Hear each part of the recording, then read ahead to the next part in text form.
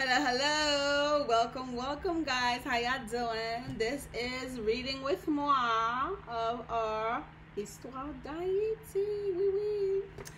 I want to give a shout out to everyone who's been checking us out, leaving your comments, subscribing, and sharing. Please continue to do so. Thank you. We are learning about this history together. Yeah, my hair is a mess. Shout out to our 4C hair people out there, okay? Especially those with the shrinkage. It is serious, okay? Like, listen, it is what it is at this point. I quit fighting. I have a little bit of a glare. I can't get rid of it because I need the inside light. Oh, look, I got rid of it. But anyways, look at that. Special effects, boom. You ain't know I did CGI. I'm CGI qualified. Okay. All right, y'all, we're gonna get right into it. So this week, bookmarked as usual, chapter 9. We are making a lot of progress already. As a matter of fact, I never really checked it out to see how many chapters total this book has.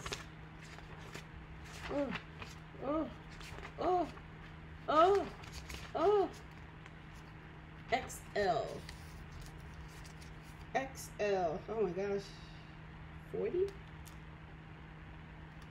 Okay, I didn't say this out loud if I'm wrong. But if I'm right, yeah, I said it. Okay, anyways, we're just gonna finish this whole book. That's what we know.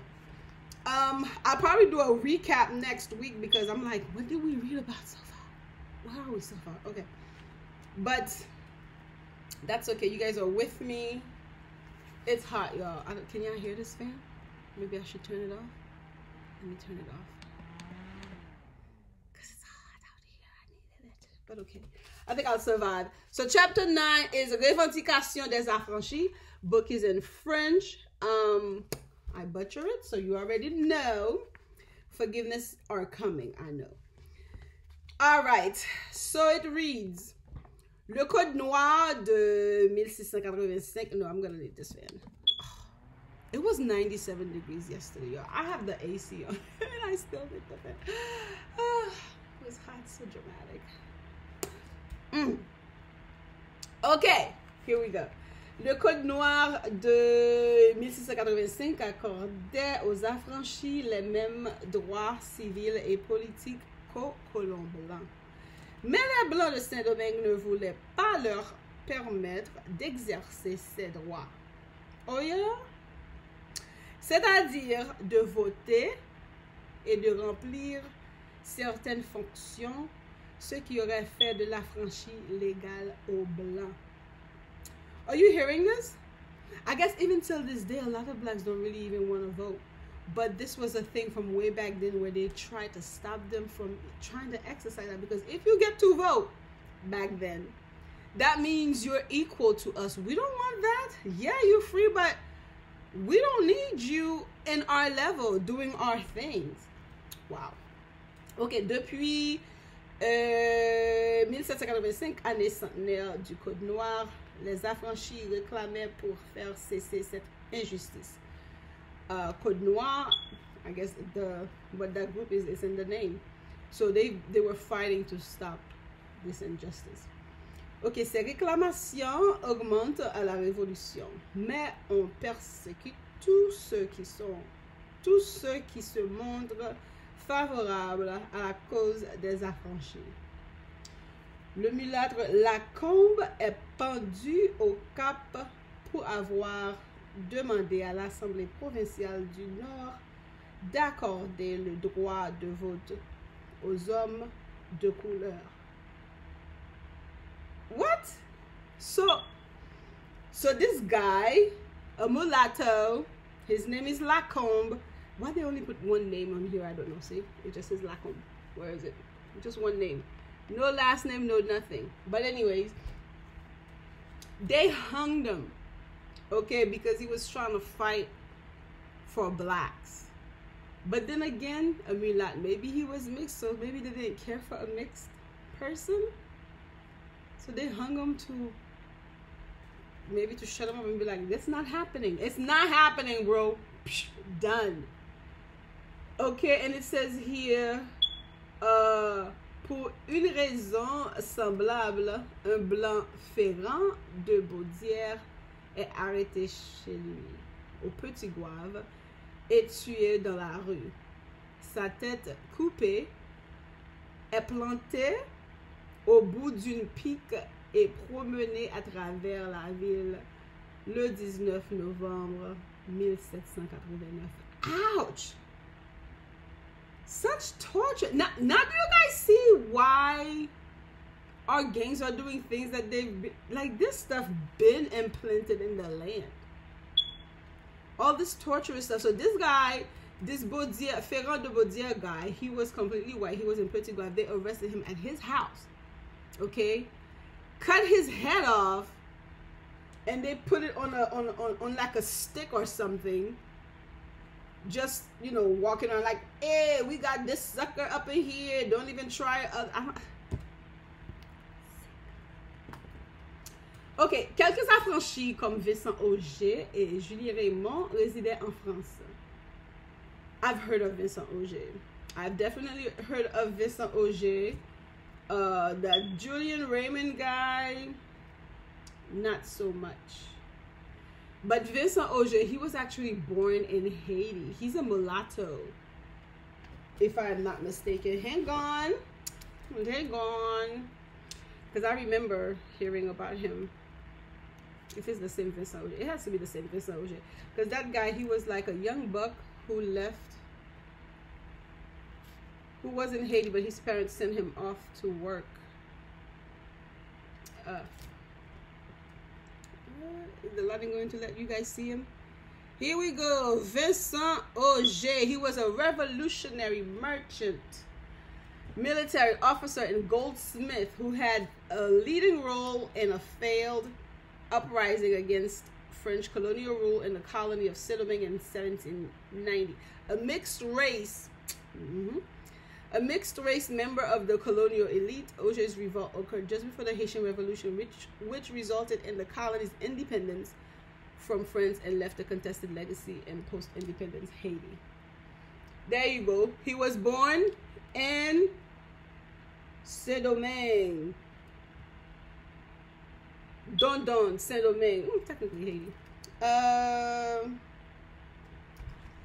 Okay. And Julien Raymond. Should we look up Julien Raymond? I don't know, Julien Raymond, what's going to come up, because that name,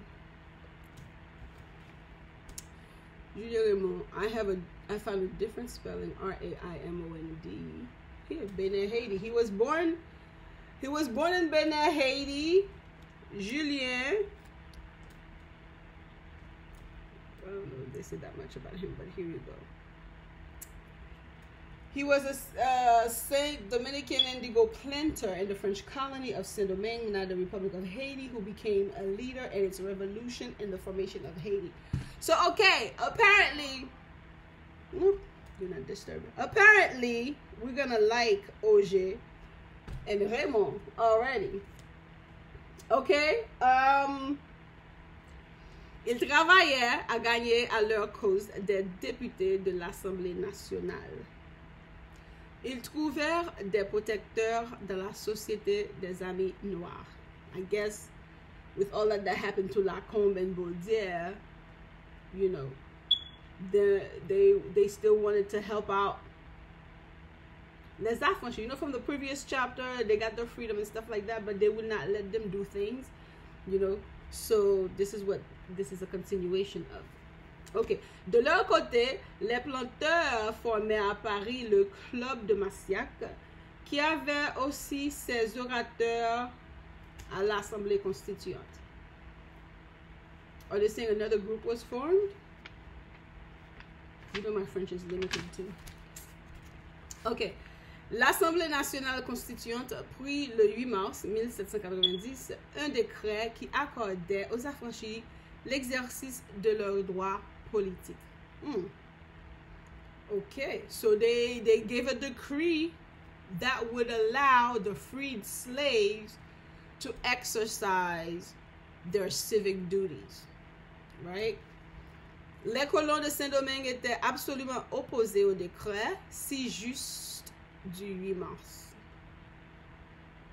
obviously, somebody already opposed that deal, that they should have political rights.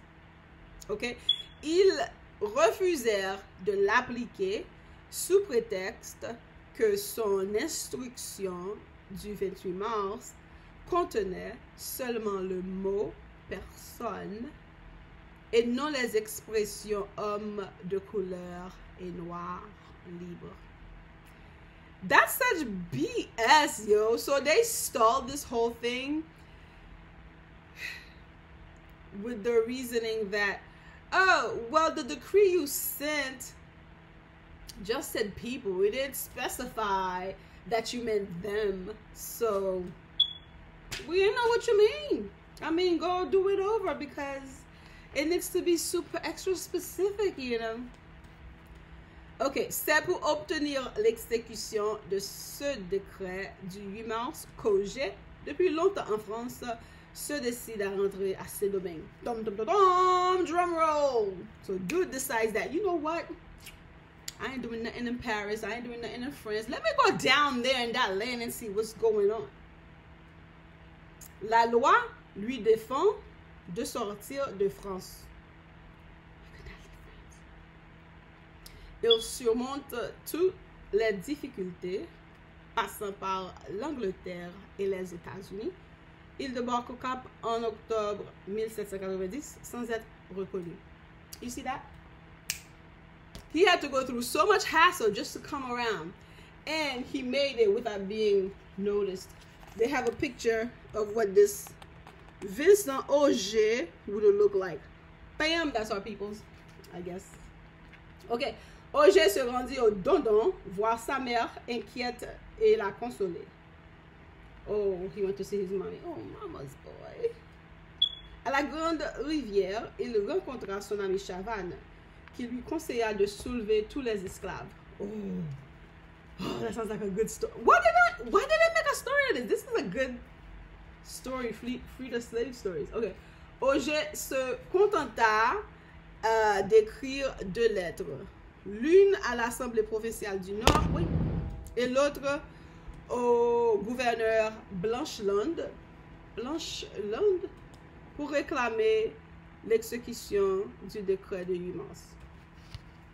So he wrote some letters trying to be like, that decree from March 8th needs to stand, okay? It needs to be executed like ASAP. Alright. Pendant ce temps, les affranchis s'armèrent et se groupèrent autour d'Auger et de Chavannes. 500 soldats sous les ordres du colonel Vincent sortirent du Cap pour disperser les hommes d'Auger. Wow! Ok, il y eut combat et la victoire resta aux affranchis. Wow! So he had like 500 soldiers come out to fight so that they could, you know, back up the freed slaves. So they won, apparently. Les troupes coloniales revinrent plus nombreuses et mieux armées. Cette fois, les affranchis furent vaincus. Oh, that was short-lived. Auger et Chavannes se réfugièrent dans la partie espagnole de l'île. So, they whoop their behind. So what do they go around and do? They go and get more people and come back with better weapons. Darn. They just, ooh, I don't know. I guess it is what it is. That's what most people would do, right? Especially with gangs. You have a fight, they go bring a couple more people. And then, why we're not hearing about the Spanish side of the island either, actually. But that's where they ran off to. So Auger and Chavannes, they ran off to the Spanish side. Les Blancs du Cap avaient eu peur. Ils exigeaient des autorités la punition d'Auger et de Chavannes. You see? So they got the little tushies whooped and got scared of the guys who did it, even though they came back and whooped them. They still wanted them gone. And, well, at least punished. So le gouverneur espagnol Don Garcia les remis à l'Assemblée provinciale du Nord. This is sounding like the whole Jesus story. Remember when he went to, who did he go to? Wow, this is sad. I don't remember that story.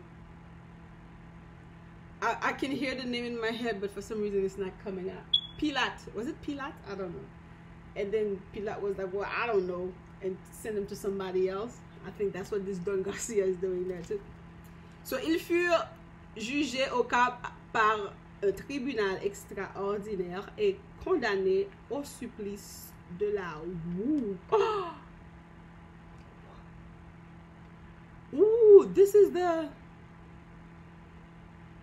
wheel of torture? Wow. Oh, they were not playing back in the day. They were chopping off people left. Yo, savage. I've always heard them say savage. Now I get it. Wow. And this is like their own kind. Well, I don't know. Vincent was mixed. Maybe not quite their own kind. I don't know. He's a freed slave. So technically they probably would have considered him their own kind. I mean, he's a freed slave, but he's one of the people who gave themselves up. The is it servitude? Indentured servitude? Anyways, so l'exécution eut lieu sur la place d'Armes au Cap devant une foule immense le 25 février 1791. Dang!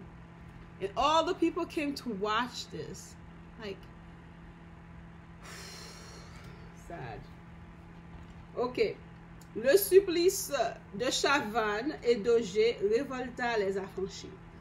Loin de les décourager, il les excita. Ils continuèrent leur réclamation, puis ils s'organisèrent sous d'autres chefs, Beauvais, Penchina, Lambert.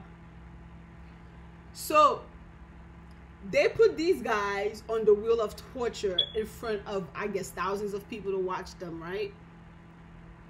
So, this did not scare off the affranchis. They got even more determined to be like, no, we need our rights. It's our right. We're going to fight for that right. So then they decided to go get more help. Ah, this is going to get good. Can you guys smell like I'm smelling like Toussaint's about to show up. This side is about to show up. Oh, the story's going to get good, y'all. Okay. Sur l'habitation Pernier, à une petite distance de Port-au-Prince, ils remportèrent une grande victoire sur les Blancs. Ooh. Okay. They were not playing. So you did this to our people. We got you. Les Blancs, après leur défaite, signèrent avec les affranchis le Concordat de Damiens. Le Concordat de Damiens, ce Concordat, comme le décret du 8 mars, reconnaissait aux affranchis l'exercice de leurs droits politiques. Mais, comme pour le décret du 8 mars, les Blancs refuseront de l'appliquer. Okay, so they got another decree or Concordat de Damiens. I don't know. Have you guys heard of this Concordat de Damiens? I don't know what it is, but itching. Concordat de Damiens. I'm gonna guess it has something to do with what it was before, when the people got their freedom first. This says, hey, 1860. Is that the time frame we are on? I'm still in the 70s. 1700s, no?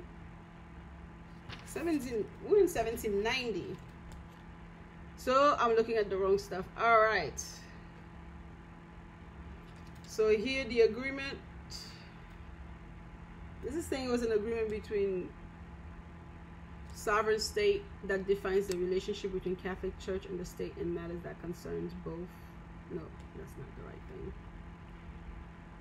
Here we go. What was the Concordat in the Haitian Revolution? That was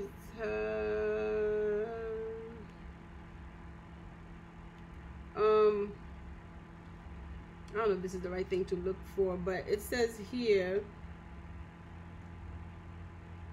it was when the leaders of the free colored movement were able to force white political leaders to agree to a revolutionary set of demands known as the Concordat.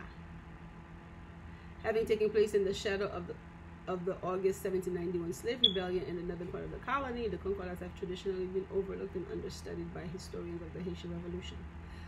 However, they reveal a valuable insight into the political thought of Saint-Domingue's free colored leaders who sought to erase white supremacy in political, legal, and social arenas while simultaneously maintaining slavery. I don't know how good this article is. I just found info online. But anyways, so that's what it was. The people were demanding equality, in other words. So anyways, yeah, so anyways, so they signed this new thing, right? Which was similar to the 8 Mars Decree. That probably doesn't have a name, but it's called March 8th Decree, where they're giving them rights to practice their political rights. I mean, you know, to exercise their political rights. But another team, another side are still against that. We learned that from last time. Les pompons rouges et les pompons blancs, like they were still fighting for that right for the affranchis, and it's continuing.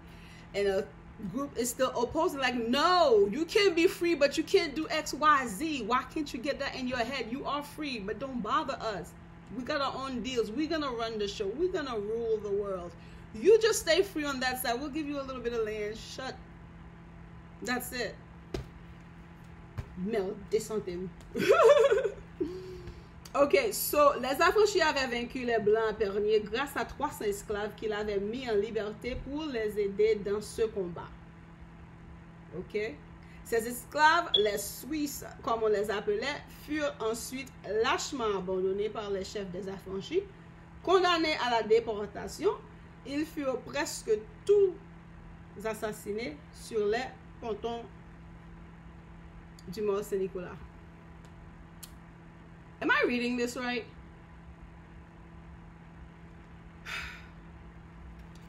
So, some of these freed slaves, I don't know, I shouldn't say slave, because every time I'm saying slave, I'm thinking blacks. But you had affranchis that were not black, right? So they were fighting to get rights to become like the regular whites, the colonial whites, right? So they had like 300 slaves that they had freed that came to help them fight. They called them Swiss cheese. I do like Swiss cheese. And so they came, they fought, like, yeah, we got you, they fighting. And then these affranchis win. I'm gonna call them the white affranchis. These white affranchis win. And then as soon as they won, they didn't care for these black slaves. You see, they deported some of them, and most of them were assassinated. Ain't that a daggone shame? Ain't that a daggone shame? What would you call that? It says ponton. Ponton means vieux bateau servant. This is what the ponton is. I wonder if that's why they would say potomitan. Maybe the word was always ponton, we'd be saying poto. I don't know. I'm making stuff up, y'all. Don't listen to me. But that's a daggone shame. That's a daggone shame. They massacred all 300s who gave them freedom. Like, wouldn't you think you might need them again? Or perhaps did they always know that blacks were that powerful? If they did let them stick around, it might be their doom. So they were smart to learn ahead of time. Like, you know what? Get rid of them. Their services are done. Thank you. Cut. It's like, wow. That's a little painful. I don't want to think on that. Okay. Vers l'époque du Concordat de Damiens, les affranchis du Sud se révoltèrent à la voix de Rigaud et devinrent maîtres des paroisses, des cailles, de Nîmes, de Petit-Goâve, etc. Again, Rigaud. They didn't even give me a first name. I have to go fight to look for this. Okay, so as we can see, these affranchis are still fighting for equal rights. This was like 17th century. Oh my gosh, we haven't made that much advancement, y'all. But okay, les Blancs observèrent mal le concordat de Damiens. Il était soutenu par le fameux Caradeux et par un aventurier italien, Pralotto. I guess these two guys, they were like, they're not getting these rights in their dreams. So, le 21 novembre 1791, une querelle sanglante éclata entre une canonnière de Pralotto et un soldat de Beauvais. Tout Port-au-Prince s'arma à la suite de cette querelle. It's sounding like they had a little civil issue, so some fight broke out. It says sanglant, so a bloody fight broke out between Pralotto's guy and one of this Beauvais guy. Huh. Hold on, let me see something. I'm trying. Okay, so Beauvais was with the Chavannes people. Okay. So this new guy, Pralotto, that's the Italian guy that just showed up, is fighting from one of Auger's anciens guy, or the guy who came kind of take over after Auger's death. So those two are fighting. The whole Port-au-Prince is like, we're fighting too, kind of a thing, right? They're just following, so you know how they do. So un combat violent s'engagea entre les troupes de Pralotto et celles de Beauvais, et pendant ce combat, le feu éclata au Bel Air. Whoosh! Boom, boom, boom, boom, boom. They fighting, they quarreling. Oh, shoo! Intense. Ce fut un immense désastre dont on voulut rendre responsables les affranchis. So this was a disaster, but guess who's gonna get the blame for it? The affranchis are the scapegoats, of course. So la plus grande et la plus riche partie de Port-au-Prince disparut dans les flammes. That was insane. That was an insane fight. Ooh.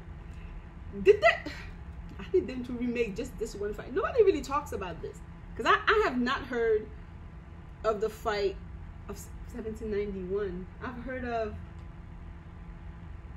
en Novembre? What's the name of that fight? Oh my gosh. It's in my head and I can't, this is insane. I should know this, y'all. I really should, but I'm not remembering right now. I can't remember. Ok, à l'incendie s'ajouta le pillage pendant lequel des assassins payés par Pralotto massacraient les gens de couleur. So he decided to pay some folks to kill the blacks. Pralotto, really? You came all the way from Italy for this? Really? Anyways. Les affranchis, la rage au cœur, firent appel aux troupes de Rigaud à la fin de 1791. That battle is still bothering me, y'all. I can't remember it. It starts with a V, no? I'm thinking of a V in my head. But anyways. Les affranchis à la rage au cœur firent appel aux troupes de Rigaud à la fin de 1791 et tout ensemble, ils mirent le siège devant Port-au-Prince. La ville commençait déjà à souffrir du siège quand on apprit le débarquement de la première commission civile au Cap Français. So, Port-au-Prince, this is not its first time it's getting those kind of insane issues. So it's happened before. It's happening now in 2024, which is kind of sad. But this is good. Oh, this is so good. Like, I can't wait to read next week. Oh, snap. Oh, snap. We're coming up. Revolt des esclaves dans le Nord. Oh, so next week we're going to be on chapter 10, y'all. I can't wait to hear about it. Oh, my gosh. Why is that not coming? Battle of... Oh. Vertier. See, I know it started with a V. Battle of Vertier. That's what I was thinking of. But this battle was still in November 1791. So it's a little different. Because I'm like, why would not they have mentioned this? Pueblo. I've never heard of Pueblo. Y'all, have you guys heard of Pueblo? I'm pretty sure you guys haven't. But this is so good. This episode was nice. Ooh, stay tuned for chapter 10, y'all. So please go ahead. Let me know your thoughts. I gotta bookmark this. Let me know your thoughts, comments, and don't forget to share and like. Until next time, hearts and mind are one.